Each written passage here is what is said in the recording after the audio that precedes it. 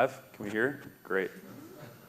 It's funny, I decided with my cousin who is, I have a big family. I got 17 cousins on my dad's side, and only 4 are still Sundman. And so my cousin and I was out the other night, and I had this breakthrough idea. I said, Mark, I just called him. He lives in Tucson, which it's 116 degrees there.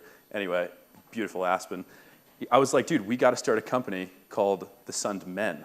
And it was just immediately started, and so we're going to be investing. So anybody have business ventures, the Sundmen would like to get involved, especially with solar. And anyway, now we move into this. So I'm Kyle Sundman. I've had the pleasure of coming through AREDAY a couple times in the past, generally speaking about sort of the millennials' role in climate change. And it was so perfect. There was a scheduling conflict with my other colleague, Jeff Greenfield. But Emma Hutchinson, who I know, dear friend from, we went to Paris to kind of write about the climate negotiations together in 2015, just came up and gave me a hug and said, oh my gosh, I didn't realize you're here. And so she is subbing in, and we hopefully will be able to have a good conversation. Absolutely. Hi, everyone. My name is Emma Hutchinson. I'm a very recent Stanford graduate. Went through graduation on Sunday, and I'm here as a journalist, but I definitely did not know I'd be up on stage today, so this is a surprise. But it was wonderful to run into Kyle. We had a wonderful time at COP21 in December 2015. We were there with Conergy Solar, and essentially as student journalists produced some blog posts and were able to go to the conference, interview some folks, and it was a great experience for us. So I'm really excited. We can just kind of start by, if you could, start with kind of your position at Oakleaf and talk about some of the work you're doing right now. Sure. So I work with Oakleaf Energy Partners. We're a solar development company down in Denver. Our primary work right now is with community solar, which I think we'll get into a little bit later. I think is an interesting sort of nuance of the solar market, and really fundamentally just a financial mechanism and sort of a breakthrough in procurement of renewable energy. So I'm excited to be working there. But I think to kind of start out, just in general, this is supposed to be the solar breakthrough.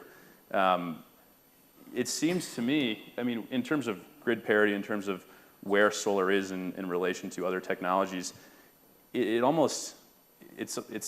there. It's not mass market adopted, but there's the law of diffusion of innovation, which tells us about when these products and different, they're going to be adopted at a mass scale. And I think we're nearing that tipping point. If we look at all of the different coal companies, you could buy the biggest coal companies in the world for $500 million. It's a stranded asset. It's a losing resource. There was a great comment about, I can't remember who said it, but they compared investing or continue to invest in coal versus solar and renewables as trying to maintain the horse and buggy industry.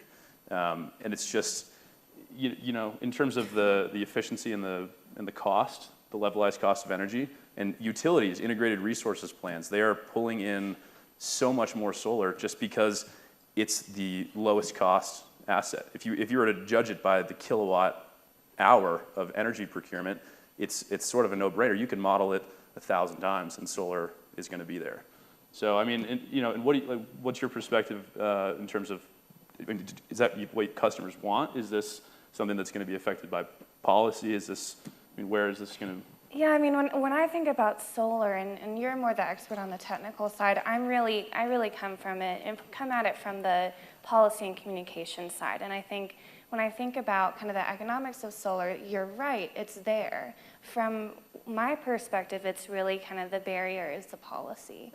And thinking about, at the rural level, a lot of kind of customers and base level individuals, they're there as well. And so, some of it is cultural change, but a lot of it is kind of this, we need to figure out the policy, and we need to figure out how to communicate it to the right people in order to kind of get rid of those political barriers. Sure. And in addition, you have a lot of folks who've been trained their whole lives to be in the coal industry, and as much as we would like to see mass adoption of solar right now, that's probably impossible. So you have to, on Native American reservations, you have big exposure to, different types of kind of combustible resources, and you can't just take them all out of the job right now. There are cultural factors like you're talking about. I mean, they don't necessarily want to, or they might not want to leave their reservation. If you're living there, that's your home. And in terms of cultural sensitivity, you have to be able to bring in new jobs, whether that's solar, whether that's manufacturing, whether that's 3D printing, some sort of, kind of new, more progressive technology to allow people to sort of transition out of their current, mentality and work. Yeah, I think that's a really important point. I think whenever we think about, just the energy transition in general, it's important not to leave people behind. It's important to think about how, as a society, we can all move together, because that's kind of where we see the really effective cultural change, is that we're thinking about everyone. We're thinking about, okay, the coal miners, what skills are applicable to the solar industry? How can we, insert funds to retrain them? And so it's important, as we go in the direction that we need to think about how can we bring everyone along with us. Exactly. So kind of transitioning, in terms of how solar can be procured, there's obviously several different facets of renewable energy, or solar specifically. You have your sort of residential, you have commercial, and you have your utility scales. And interestingly, being in the business, they are very different from each other. I mean, residential companies, for the most part, do residential or potentially residential and small commercial stuff. And then you have guys who do sort of, the mid-level projects. A lot of our stuff that we do is about 2 megawatts. And then the utility scale, which is, 20 megawatts plus. And they all have sort of different nuances.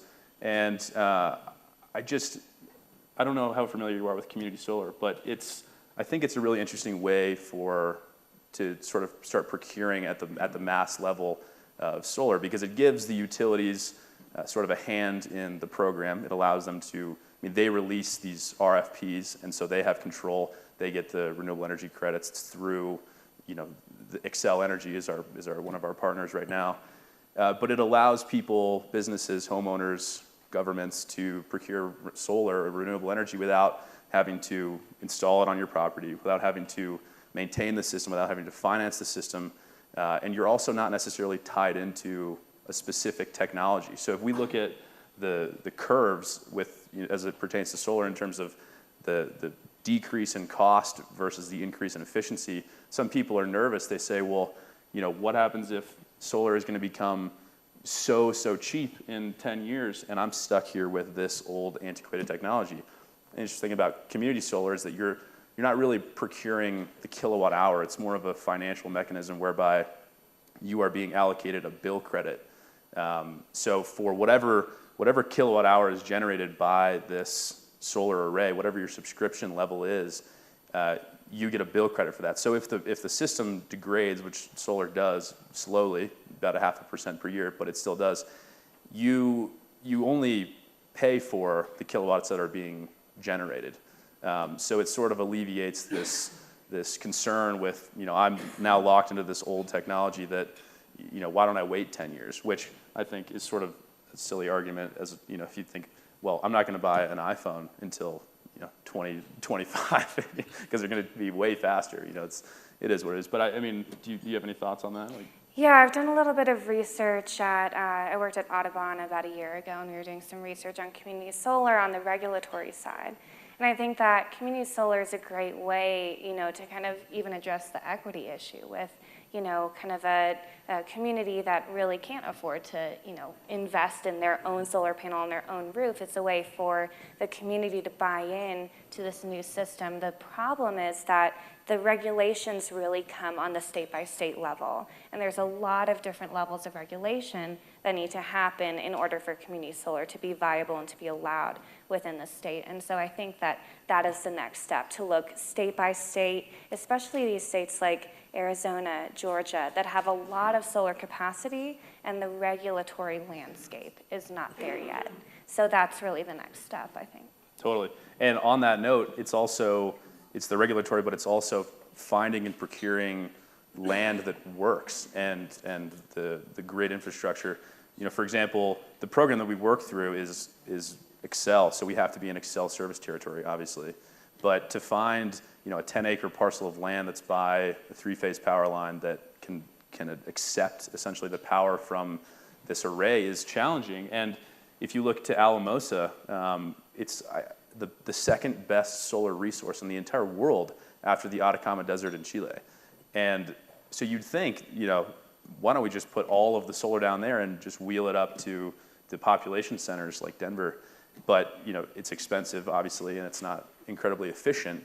But that's kind of one issue. I think that it's more efficient to have economies of scale and building larger facilities as opposed to small incremental residential kind of arrays, I guess. But at the same time, there's also nuances that come with that.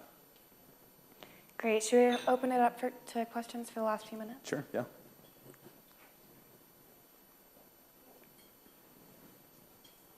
We can. Another. Smart technology stuff. Yeah. So, in terms of solar in general, and kind of why we think it's going to be adopted is, we're moving in the trajectory of smart communities, right? People have smart thermostats, smartphones. I don't go into a bank anymore. I deposit everything on my phone just because I don't need to. And I think that by the fact that solar is inherently a technology, the integration with kind of a smarter community and the ability to procure energy how we want.